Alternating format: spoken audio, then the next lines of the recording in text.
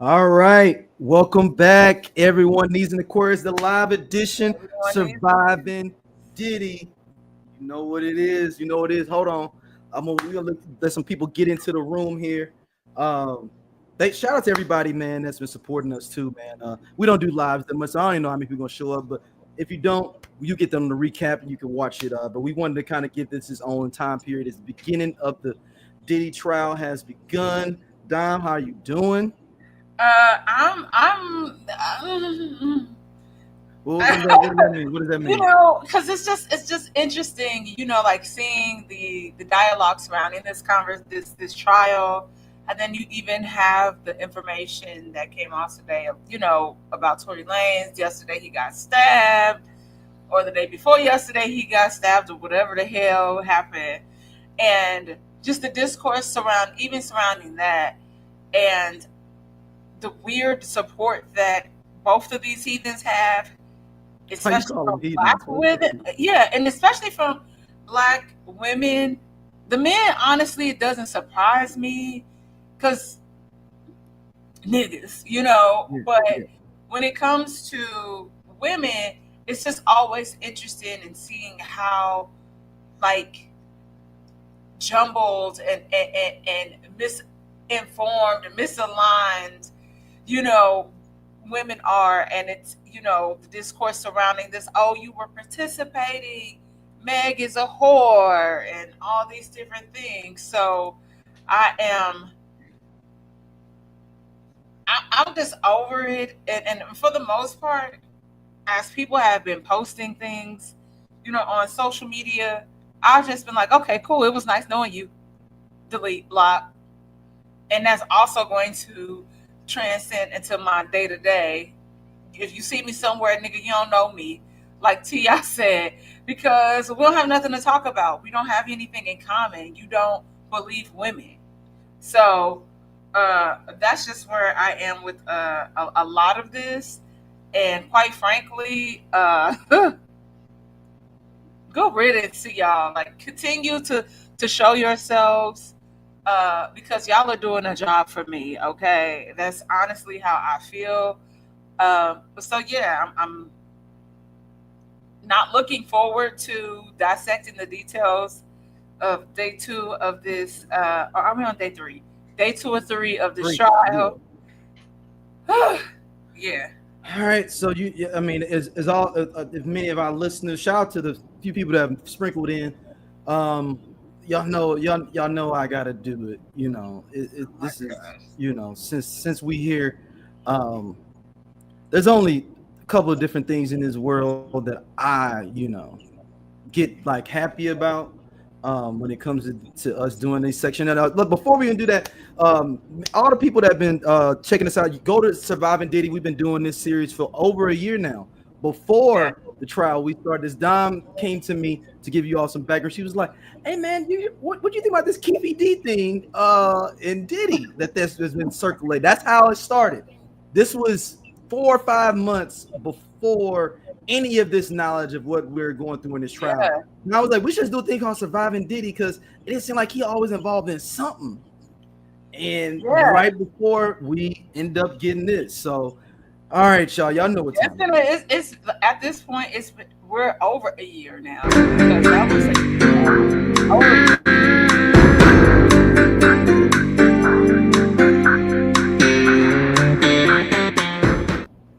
Shout out to Diddy. Surviving Diddy is back. Can't stop, won't stop. All right, so Dom, what? Let before. Do you want to dive into the jurors first before we start talking about, or do you how you want to start on this? I feel like you could give insight to the jury, like, who's on this, that was selected for this Yeah. case, because All then right. they can kind of placate like everything else after that. Yeah. So there's 12 jurors obviously, and then there's 6 alternates, which is a lot. I think in general, I've served on a jury, and I believe it was 2 or 3, 4 people maybe as alternates. But I get that this is so high profile as well that you have Yeah. to have so many people as an alternate just in case hey man, just in case anything happens, somebody get bribed, somebody gets whatever it may be. But First up is juror. We just got the regular jurors. I mean, our main jury panel. First is juror number 2, but this is the first one. He's a white man, 69, massage therapist from Manhattan. That trained the trained actor is single with no kids and has worked at 2 luxury hotels brands, which could come up during the trial. So, what do you think about that, Don? Two two of these jurors are. I mean, no, one of these jurors is a trained actor, and he works as a massage therapist. I'm assuming at 2 luxury hotels. So, are they saying that he may have been around Diddy getting massages, or? I don't think that's what they're saying, friend. No. I'm saying that Diddy was at one of these luxury hotels, and that he may have maybe been not serviced him, but like worked there while he was an attendee. I don't think that, no, because then that would be because then that would Because be he would know him too much, right? Yeah, that would be a conflict of interest. So no, I just think they're just trying to show that these are working class people, because I mean that's working class. So it's like I'm not calling him regular, but you know what I mean. There's nothing wrong with saying regular, just working. Well, you know, he has an honest job. Yes. He makes an honest living. That's what we'll say. All right. Next juror number 5, the second juror, white man, 31, investment analyst from Manhattan, called himself an active churchgoer and a member of a country club. The juror said he was opposed to the death penalty, but as that wasn't an issue in this case, he could serve. Okay. All right. Yeah. No, I mean, for me, you know, I again, like, at first when you have somebody, okay, work on Wall Street, finance, all these things, it could be, you know, oh, he might, because he has money, might play a little different, but, you know, men, money, y'all know how y'all get sometimes.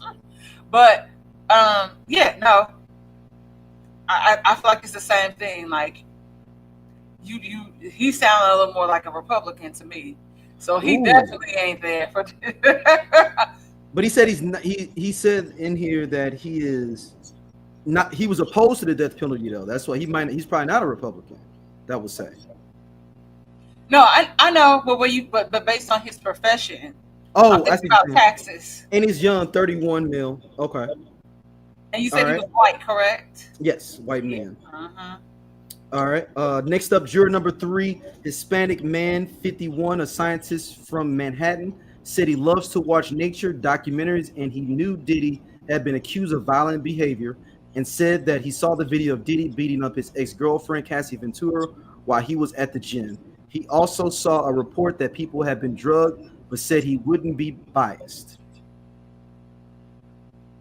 So that sounds like you're gonna be biased. I'm not gonna be biased. That sounds like you're gonna be biased. All right. Next up, Hispanic woman, 30, supermarket clerk from the Bronx, single and doesn't really watch the news, instead relying on word of mouth. Likes to read books, play video games, and watch Netflix. Okay. Yeah. All right. Next up is juror number 5, or is numbered juror number 55. Black woman, 42, dietary aide in a nursing home from Manhattan. She has 2 children and likes reading Harry Potter books and watching Disney and Marvel movies. Her only criminal record was being caught with an open bottle of alcohol when she was younger, earning a joking admonishment from the judge. Okay, yeah. All right. Next up, juror number 58, which is juror number 6 in this. Black man, 41, works in accounts for the New York City Department of Corrections. Engaged and has a daughter and lives in the Bronx. He said that he likes sports and supports the Mets. The juror reads the New York Post and GQ magazine. Okay. Yeah. This man at 41 definitely knows who Diddy is, though. He definitely knows who Diddy is. That's what I was to say. He definitely is like, yeah. All right. Juror number 75, Asian man, 75 years old too, which is number 75. He's 75. Retired, formerly worked at J.P. Morgan. He lives in Westchester County with his wife, with whom he has a son.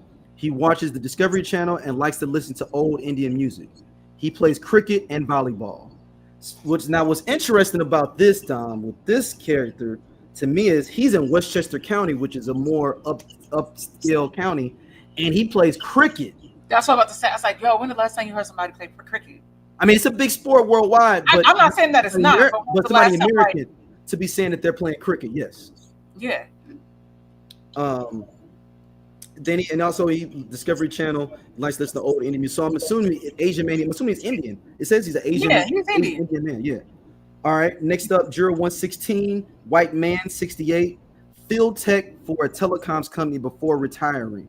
He lives in Westchester with his wife and daughter. He said he struggled with seeing violence, writing in his questionnaire that when it comes to like skateboarders going down and crashing on the ground, that's something I just can't look at. But he claimed he could stomach grisly scenes during the trial.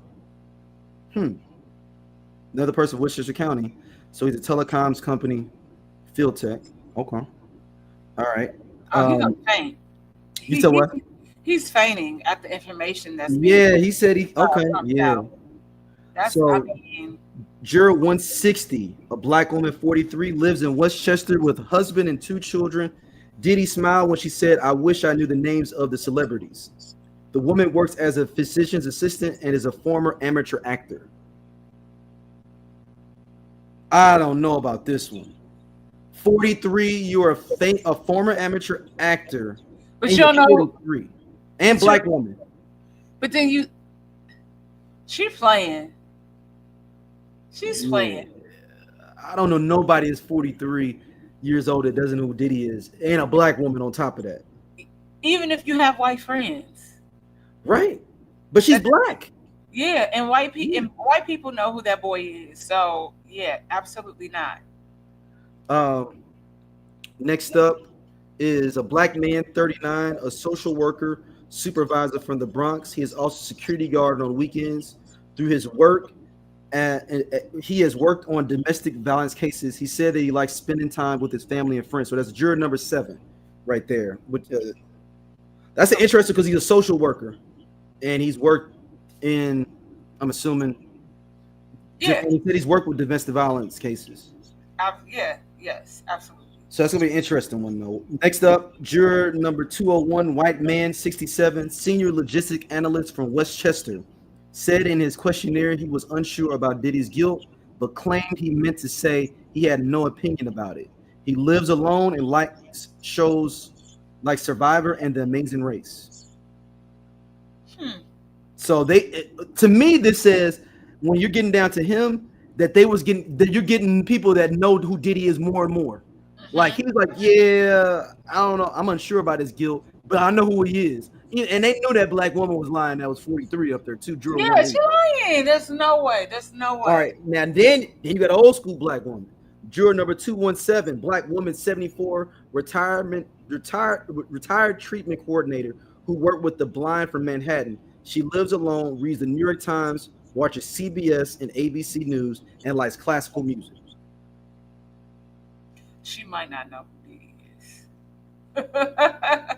All right, so I'm not going to read the alternates, but I am going to highlight 2 of them. Juror 234, black man, 34, unemployed, former window cleaner from Manhattan. He is currently unemployed but used to clean windows. He is a fan of Chicago PD and Law and Order. The juror figured it out. You already figured this out. The juror said he has seen some stories about the case in the news, but he didn't really pay attention to it. Because he's too busy looking for a job. Right. Then this other one, this is another juror number 321, black woman, 24, from the Bronx, works stocking snacks and drinks in different buildings, married, but her husband lives abroad. The juror said that she had seen the video of Diddy and Ventura, but said it wouldn't be hard for her to be impartial. She said, "There's both sides to every story. I don't know the full story, so I can't be completely one-sided."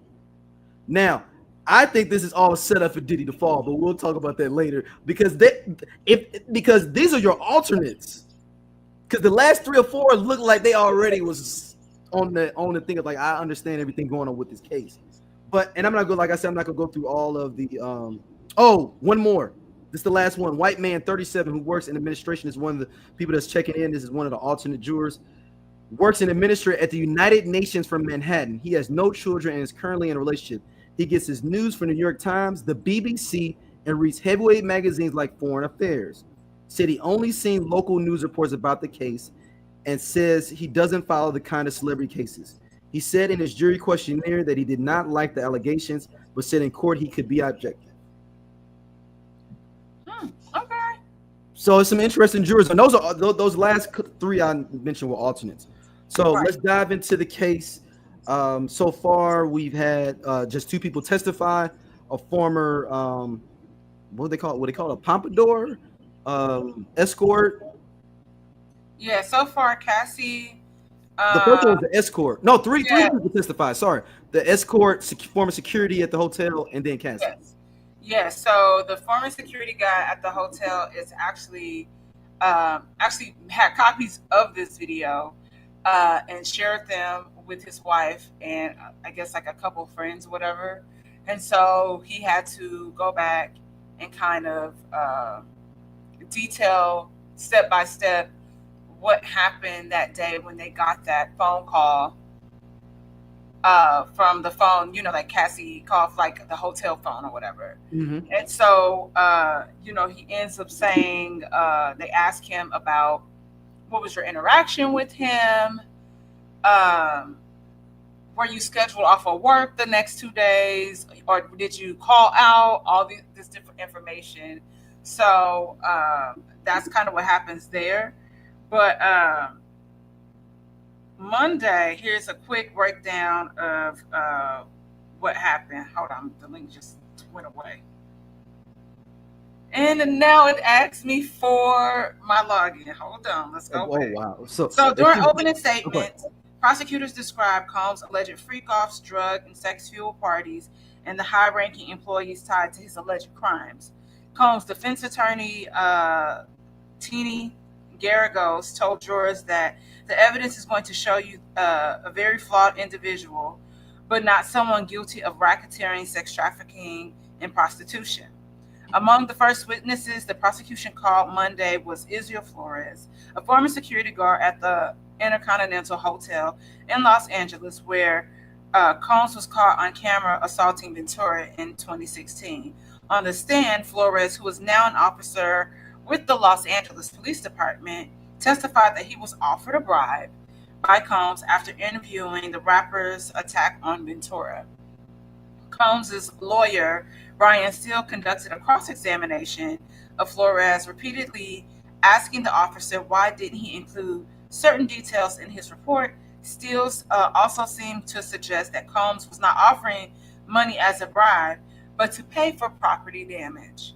The government's second witness, Phillips, testified that Ventura paid him multiple times to have sex with her in the presence of Combs, which is the escort we were talking about. Mm-hmm. During one encounter, Phillips said that he witnessed Combs physically assaulting Ventura as she screamed and got dragged into a bedroom. I'm sorry, Ventura will, according to the witness. According to Phillips, Combs filmed a couple of sexual encounters between Phillips and Ventura on a cell phone and a camcorder. He told jurors that these sessions with the couple between 2012 and 2014 could last anywhere from an hour to 10 hours. Philip also recalled an instance where Combs took down Phillips's driver's license information just for insurance, just in case. He said Combs told him. Philip said he understood that to be a threat. So this is just from Monday. Dang. Yeah. We have someone in the comments, Philly love her. I'm still trying to understand how this is a RICO. What do you guys think about that? We haven't gotten to that part. That's the crazy thing is that these are just the opening days in court, the first few days. And so they haven't gotten to all of that information yet. So this is a lot to ingest just for the first day. Yeah. The one thing for the first day, as we recap here, my only thing that kind of troubled me was security guard taking video of the video to show to his wife. Yeah. That kind of didn't sit right with me. Yeah. It didn't sit right with me. Hey Dom, what's going on? Thank you for checking in. And I think part of that too is he could have also just been very shocked that Yeah, but I mean, you videotaped it to show to your wife, but like, I mean, I guess it's complicated because like, what if I have this? What does this mean for my livelihood if I do show or leak this? yeah.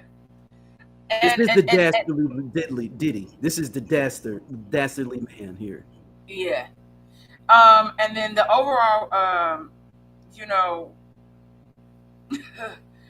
just a recap from Monday. Philip's testimony was definitely very sexually graphic. Mm-hmm. And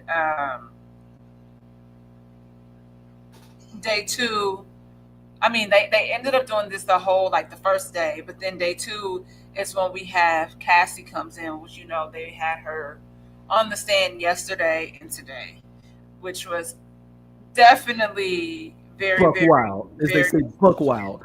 yeah. So, yeah, it's a lot to just knowing that this gets even more graphic than the suit, because now people are asking questions, and you really, you can't lie under oath, so you saying what happened, what you did. And it's interesting because today, I had a friend reach out regarding this. She's like, I wonder if they had drugs in that baby oil. I said, oh baby, they did. It's ketamine it was in the baby oil. And she's like, oh my God, like, this is so crazy. And like, this just goes back to, because she was upset about the conversations that were happening, and online, regarding people were saying. And it's just,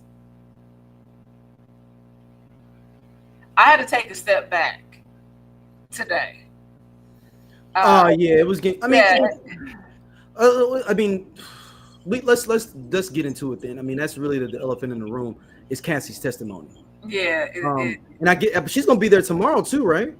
I believe Because so. they got to cross-examine her, right? Yeah. So, I'm trying to hold on. I'm scrolling up because pretty much it's a lot. And I'm trying to pick Yeah, yeah. It's out. going. I mean, if you look at just from reading everything going on, this is what I mean. Some people are like, I don't see any Rico. I think that this is my opinion. Oh, shout out to Dom. She said she's on all week. Oh wow. Okay. Damn. Okay. Okay. Well, So she doing a full stand up weekend like a oh stand up my God. comedian would do. And I just feel bad that she has to relive this period, but you also are pregnant. She's 8 months pregnant. So But yeah. also, Dom, I'm not gonna front.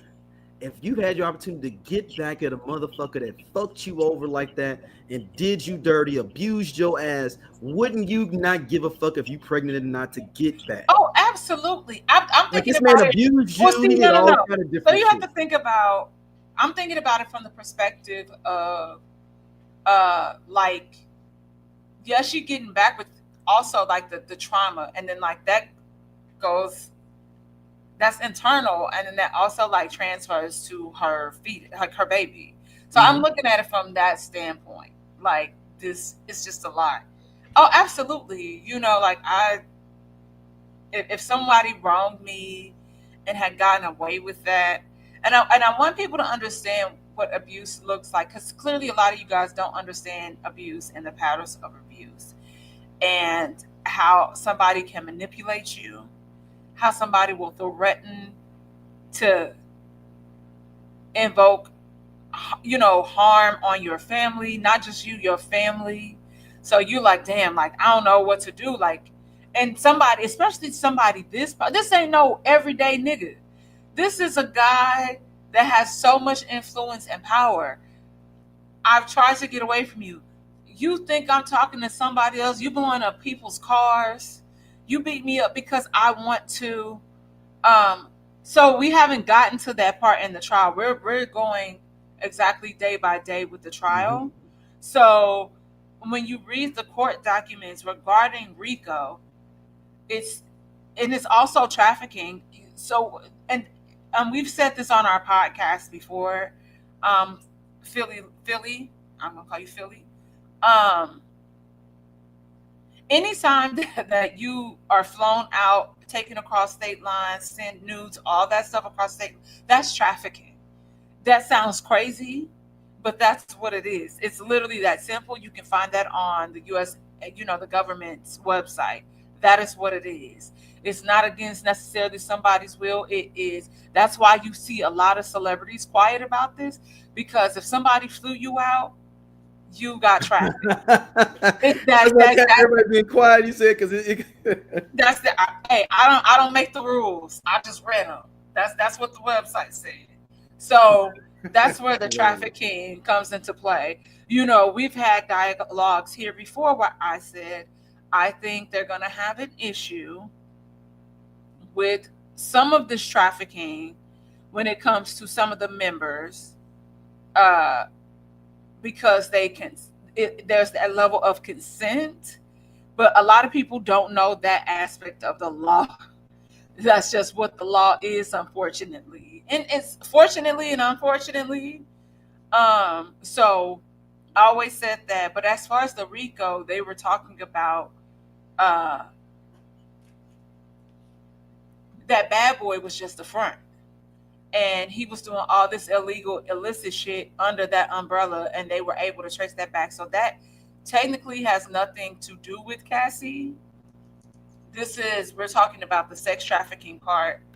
um and like I said, he'll definitely get caught up if there's somebody that comes forward to prove that they were underage as well, because it doesn't matter if somebody lied, had a fake ID. If you were 16 or 17 at the time of this interaction, hey, you're in trouble. off the strength is That's just the basic law, like, you know. And I know that we feel like there's when it comes to certain people, yes, there are gray areas, but in this, I don't think it's a gray area.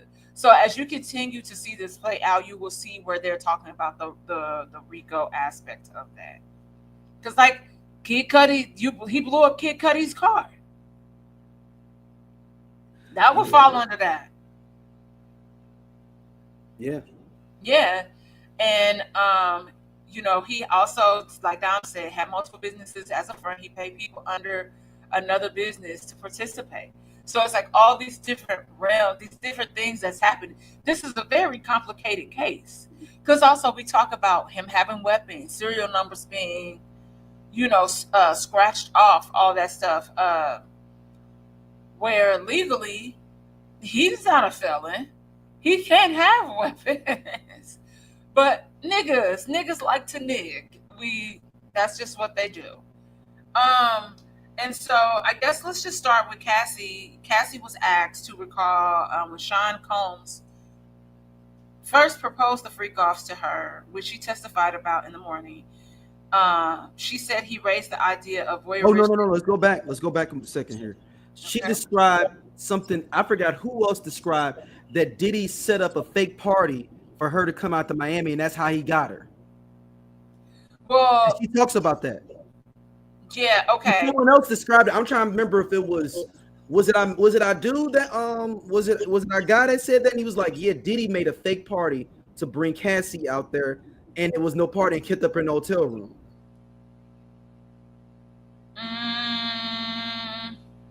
Well, this is what I was just reading when it was first introduced to her. Like, this is going to be a thing. Like, what you think about this? Yeah. So if you want to, if we can start there. It says, okay, throughout the start of Cassie Ventura's testimony, which is about to resume, family and other supporters of Sean Combs showed little reaction to some of the more sensitive things she testified about. Several times, Combs' late ex-girlfriend, Kim Porter, was mentioned by a witness. Some of the adult children Porter shares with Combs were in the room and remained dispassionate. And then Deal, our man Gene Deal said that first. I said that at first. Yeah. Yeah. And so she was saying, this also says that her her control obsessed ex-boyfriend Sean Combs was intensively involved in her appearance throughout their relationship, which Young Jock did say. making comments and demands daily. She said Combs would tell her that I look too Mexican with my hair like that, or I needed to have my nails done a certain way. Ventura told the jury that she and Combs discussed whether she should get breast implants and that her look during their freak off sessions was especially important to him. Some days he would want me to be really sexy and be his woman. Other days, What's so crazy in you saying that, Dom? And you talk about Young Jock. Did you hear that story Young Jock told about how Cassie got that the the shade handshake on side? the side. Yep. And he was, and I don't think Young Jock even, he didn't tell the story intentionally to make you look like at Diddy crazy.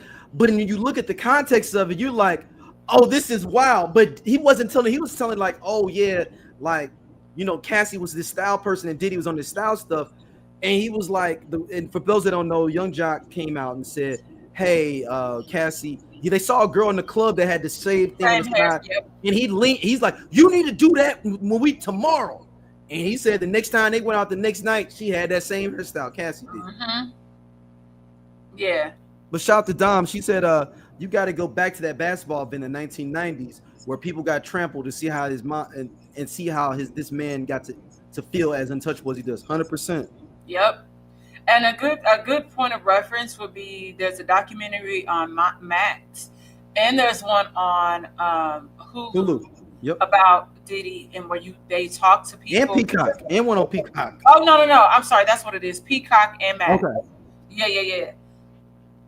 Where they end up talking to people. They talk to the family members of people that passed away in that event, and then a childhood best friend, which is interestingly enough, when we get into the voyeurism, and I talked to you one time. I said low key, Diddy was groomed indirectly by the actions and the parties that his mama was throwing. Them going into those rooms, and I'm trying to go to bed and somebody fucking on my bed. Or I walked into this room and this is happening, or that's, exposed to drugs and all of this stuff because his childhood friend that, worked with him for a period of time at Bad Boy, also was just like, it would just be these sex fueled weekends. And it kind of came across as if, Janice might have been a madam. For what he was kind of. Yeah, what was happening in that house. And it was like every weekend.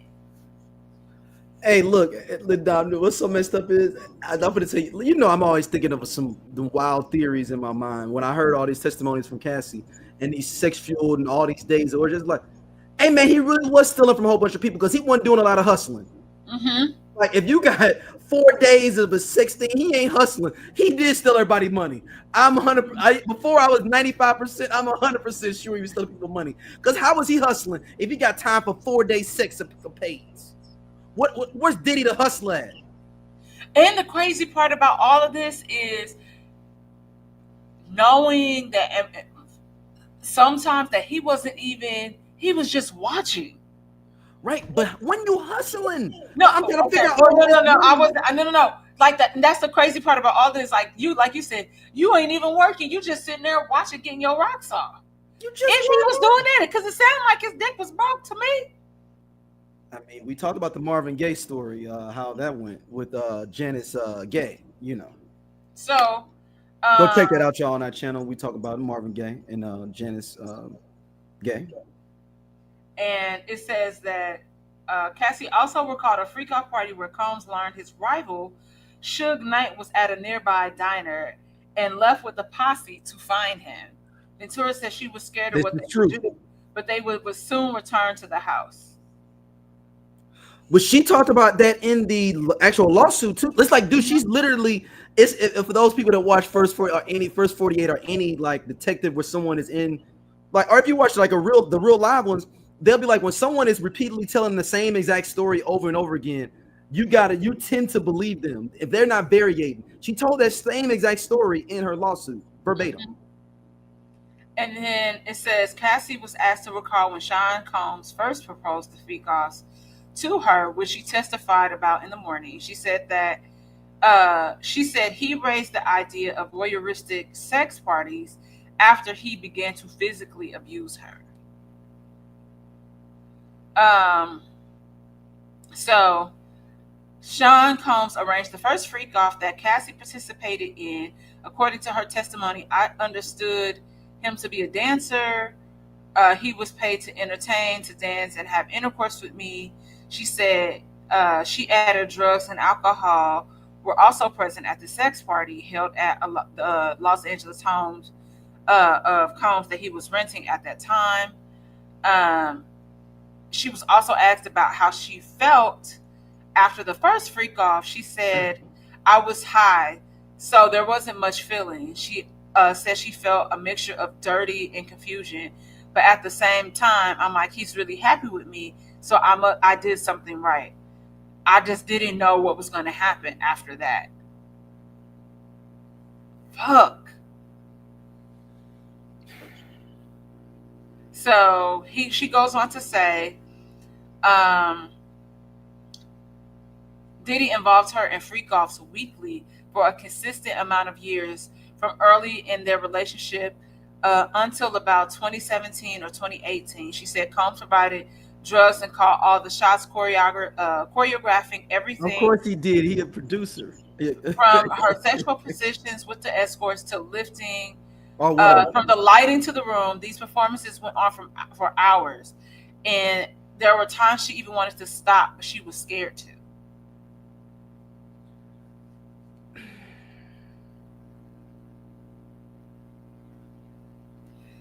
Hey man, why does this feel like a Tyler Perry movie, low key? Like I like not, and I'm trying to bring some levity in because it's so serious, y'all. Like, Yeah. but the only reason I'm saying that, what was the movie with Journey Smollett in it? Oh yeah. Yeah. Temptation. This Yeah. feel like that where she was in a situation where Ryan Leslie having a relationship. The big producer dude with all the money comes in and swoops her off her feet, and then she goes through hell. Yeah. And then Cassie said it would be impossible to remember every freak off she participated in because of the frequency of the events and the drug use. It felt like it was all. It just felt like it was all I was good for to him. She said, I was so humiliated. She began crying as she recalled feeling good about one on one time with Combs during these parties, which would last for 2 or 3 days at a time. It was the only time I could get with him. She said sometimes she would try to talk him out of the freak offs, but also always taking care to use a gentle voice because she didn't want him to feel judged. Shit. And she said, Cassie was asked explicitly who did she want to have sex with. She's like, I wanted to have sex with Sean. Did you want to have sex with the escorts? She was asked by the prosecutor. She said no. This has been a very emotional part of Ventura's testimony. She paused to dab tears from her eyes, and her voice was hoarse and tight.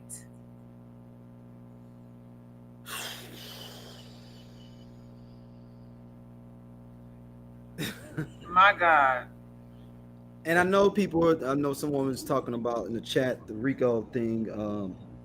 This is just setting your template for like just the dastardliness of this dude. That's all. I think this is all. This is just a little layer, just a little. And if they don't land the plane, it's on the feds. But it's the feds, man.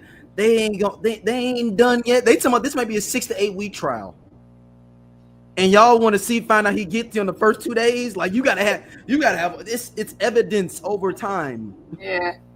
But Yeah. some people are like, And like I told it don't you, look like he's guilty to me. You ain't honestly, based on everything that happened back in 2023 when this came about. 2024. No. Oh, 2023. You're right. It was the fall of it. Yeah. So when we talked about it, that was Thanksgiving weekend. My dad was here.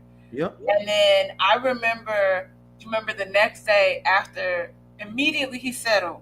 It was the NYPD came out with a statement saying that they were going to investigate this further, and then they retracted it. And we immediately said the feds. The feds told them to step down. And that's why they told him to fall back. So that means even I believe even prior to this, they was tipped off about something had been investigating him and building that case. So you think the Cassie? So because we've talked about I think that's before, the tip of the iceberg. but because we've always discussed that if he would have had some hubris and just settled with this young lady way before when they were discussing that, we would have never known about all this stuff. You think that they was gonna try to come in regardless? I think it was something brewing for a while. Yeah. Mm.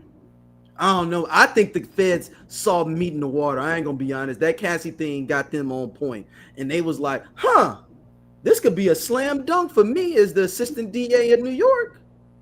Let me look into this Cassie thing. He blowing up cars. He doing this. He doing that. Let's go and investigate this one. Let's check it out in this one. So I don't know. I think the DA was being lazy and just I was being lazy. Take advantage. It's that Keefe D shit. But Keefe D was telling on himself though, Don. That's a little bit different. Telling on himself, but I think it's just like it was a trickle down. It was like a domino effect. I mean, because he was allegedly implicating Diddy and some shit.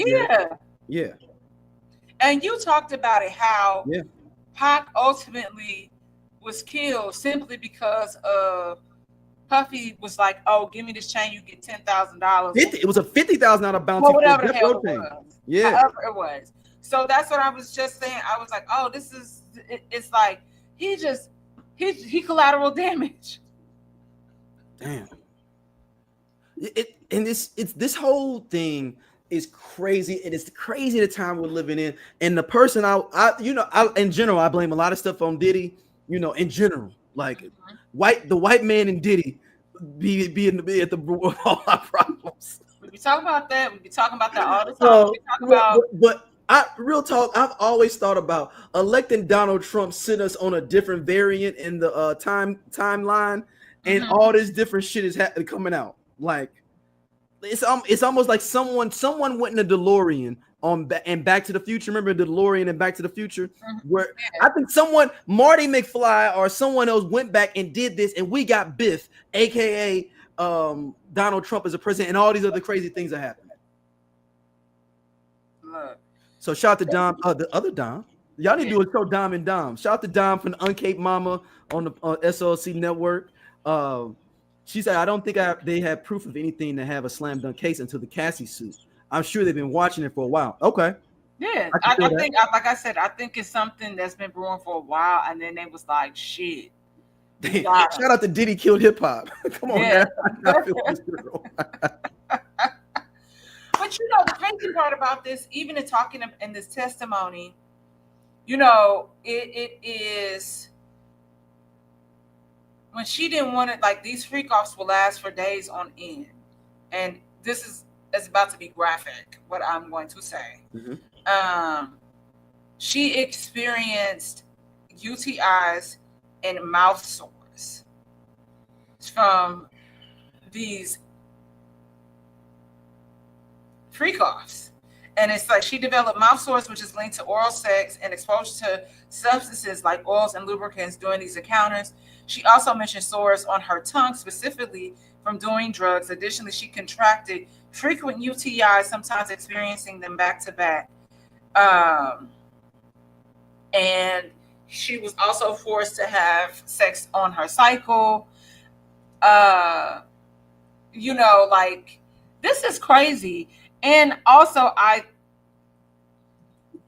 I'm wondering if it's going to come out, because when I think of sores like that, something you could be having an allergic reaction to. But baby this oil, sounds like herpes. Yeah, I've been saying, or baby oil. You got a lot of baby oil going on there too, though, and I'm sure. And why do people be using baby oil as a lube? It burns. I think he just likes the. I don't think it's the actual feeling of the baby oil. Shout out to someone I won't mention that is delves in those worlds of swinging. He told me that it's just some people like the glistening and the feel of it against their own skin, not necessarily having sex with the baby oil on. Okay. So that's from a swinger brother. Okay. That listened to our podcast that texted me about that, because he said one of our other shows we were saying the same thing. He was like, "Hey, it's not the actual baby oil." But we've seen people, like, we all watch porno in here, so like where they've used like baby oil. I'm like, that is not lubricant. But it could be mixture in there though. Baby oil mixed with KY in there too. that just don't sound safe. Uh, Oh, shout out to Sydney. She says she bringing it through shit, and the prosecutors made a point that we aren't discussing Cassie's medical record. that, but Cassie said without saying, she gave us enough tea right there. Because technically it would be a HIPAA violation, but Is it a HIPAA violation if I'm talking about myself? No, but that's what I'm saying. Like, I'd be interested. I mean, so I mean, that sounds hurtful. I'm not disagreeing with you. I'm just saying I don't. And then, I know that there were times where because it also came out that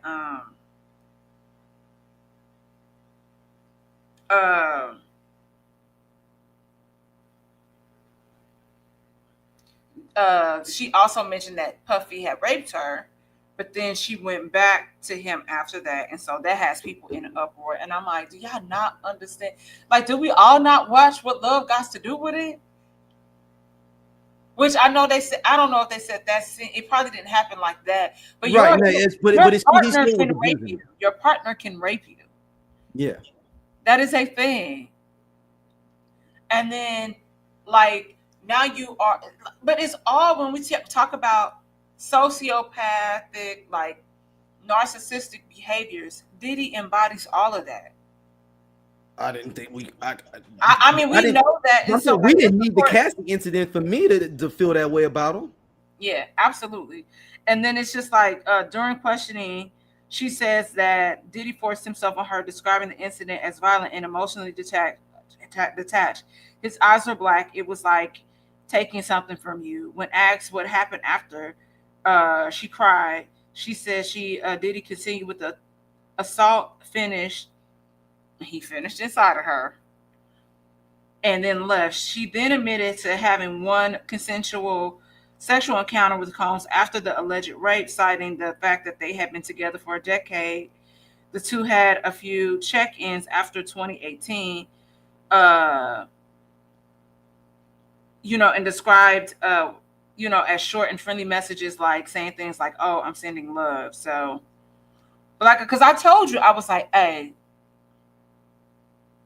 how this all went down, I've been saying this entire time. She likely wanted to be done, but then you still saying stuff. You commenting under pictures and all this stuff. I'm like, this lets you know that he was still harassing her." And then, so yeah, it's just crazy. It's like she said she considered suicide in 2023 due to flashbacks of the abuse, and they also discussed him threatening Kid Cudi in this case too. Hey, the Kid Cudi thing is wild because, and it sucks because I was having a debate with somebody. They were like, why didn't Kid Cudi like try to protect Cassie and stuff like that? And I was like, if he was digging her and he was dating, I was like, man, I ain't gonna even front. If you're dating somebody and you come outside, your car blown up in front of their spot, and you know who did it, hey, I'm gonna have to stop messing with you, shorty. Like, I'm just being for real. Like, I don't. Yeah. I feel, but I can't go to. What am I? I'm gonna go to war with Diddy. As much as I don't like this man, I'm gonna go to war with him. What can I do? And Kid Cudi's got more resources than I do, and he definitely couldn't do nothing to Diddy. He was just kidding, and we don't know what he done to him in the industry. He could have been trying to stop some of his stuff, like, "Oh no, Playboy, ain't gonna be no show in Beverly Hills. Oh no, Playboy, ain't no show in Oakland. Oh no, Playboy, no show in ATL." You like my Diddy impression? No, oh no, Playboy, ain't no Playboy, ain't no shows in Philly, Playboy. Yeah, I was like, it. This is just crazy. Playboy, ain't no shows, Kid Cudi. They call you Kid Cudi, but ain't no shows, Playboy. Take that. Like, yeah, I blew up your car, man, but you ain't have to even try to do all that stuff. No more shows, Kid Cudi. Yep. So let's as we talk, look, as we dive in a little bit more here. We're gonna probably do this once a week now, man. Just live. We're gonna have to do this. But once a sidebar, week. before we get out of here, Yeah. they said how much she got in that settlement. How much you get, Playboy? She got 20 mil. 20 And mil, like, Playboy. No, like we said, no, Playboy. like we said, Playboy, no Playboy. She plans on writing a tell-all book. So I said that's how she likely didn't get. I knew that was coming. So that was not you. That wasn't in the non-disclosure agreement. Mm-mm. And hey, look, I told people, if I'm the unemployed dude, on this jury that we talked about earlier, I'm the first one coming out with my book, and I'm the first one doing interviews. I'm doing everything. I ain't got no job. I'm finna do all this stuff, and I'm just an alternate. I'm getting it up. Low key, I might have had somebody help me put a recording device on so I could go back and take my own notes. Look, and I'm an alternate. Look, as the alternate juror. Like, how did that's the name of listen. Like, you're right though. You're right. You're absolutely right. Like, the day is. Listen, I'm calling the publishing houses now. I hope my old lady in the room, and I'm blinking 3 times. Did you talk to the Penguin Books? Blink twice for me. Are they sequestered? Huh? Are they sequestered the jury? I don't know. Let me see. Because if they're not sequestered, I'm taking all kind of interviews. Hold on. So she said, Dom said, I'm starting a podcast, doing the book, TV interviews, all of it. Yeah, for sure. Hold on, let's see. And I just want to remind. Hey, they said the jurors are sequestered, Dom. Yeah. I'm taking meetings after every one of these days in court. Here's the thing. I also want to remind people, sometimes people are just terrible human beings. I'd be a terrible human being doing that. Yeah, and sometimes people will do things and they'll mask things and be doing fucked up shit behind closed doors the whole time. I mean, look at Bill Cosby. Bill Cosby always was like, oh, I'm about Blacks being educated, blah, blah, blah, blah, blah, helping our people advance and get ahead. And you up here giving bitches quaaludes. And you know that some white people shit. He got that shit from a white man. And I'm not giving him a pass. He was on iSpot. And he was hanging out at that Playboy mansion when he was the only black man getting in to them Playboy parties. Y'all have to remember, at the end of the day, you are still a nigga. And the rules apply to you. So handle your business properly. And one more topic I wanted to discuss, though, man, it's messed up that one thing I didn't understand is how he had his daughters come. You said you don't like how what? I don't know, his daughters coming to court for the first day of the trial. Oh, I didn't see the daughters. I thought it was just the sons. No, the daughters showed up the first day, and they left during the testimony part of the testimony when he's talking about when they were talking about the stripper guy was talking. Okay. And they got up and left. They mentioned even her like peeing on people. Like, all of that stuff, and people like. But I guess. I'm like, Sleepy was saying he was saying that they probably should have because they probably don't get to see their dad, and that was the only way they could see him. Yeah. Hey. Oh. Like it's just too much. It's just too much. Is this as we wrap up, and thank y'all for the people that came in, man, and check this out. For real. We're gonna try to do this. We'll probably do this once. We're going to do this every week, Don. Yeah, and just go through it. Do you think this is the biggest criminal case? I told you. Yes, I told you. I said this may be bigger than OJ, right? Well, I told you because like the difference is OJ wasn't a billionaire. White people just liked him. That was a difference. Yeah, but also OJ wasn't it's unprecedented because you have to think Diddy can hide out with the Royals and then come over here and go to Club Live the next day. Mm-hmm. So he's like touching 2 different worlds. Yeah, he had the urban crowd and he had the mainstream crowd. Yeah. So it's a bigger deal because of that. Because OJ left us, he didn't come back. We wouldn't worry about no damn OJ until the case there. He came back a little bit, but he still didn't want to be there for real. But shout out to OJ. Got to meet him in Vegas. That's everybody knows that story. Yeah, OJ in Vegas. Yeah. On a Father's Day brunch too, for those people that may not know, listening on the live, I kicked it with OJ on Father's Day brunch. You can't beat that. For stories. I But cannot. Dom, let everybody know where they could check out some of your stuff online. Y'all can find me at St. Angeles on Instagram, YouTube. Trying to get those watch hours up. I just shot a whole bunch of stuff today, and you can hear my dog grunting. But yeah, that's it. Like, subscribe. Your girl is laid off. So all I'm gonna be doing is creating this entire time and writing, putting stuff on my blog site. I'm gonna create a Substack too, which will be the same thing, the stuff that I post on my website. But that's it. Like, I'm just out here living my life like it's golden because my job lost me. I did not lose it. I am destined for greater things, greatness. 100%. Hell, the other night I had a dream I was working at Entertainment Tonight. So let's manifest it. It's gonna happen. Yeah, I was like, Shout out to Dom from the Uncaped Mama. Check her out. She's a part of SOC Network.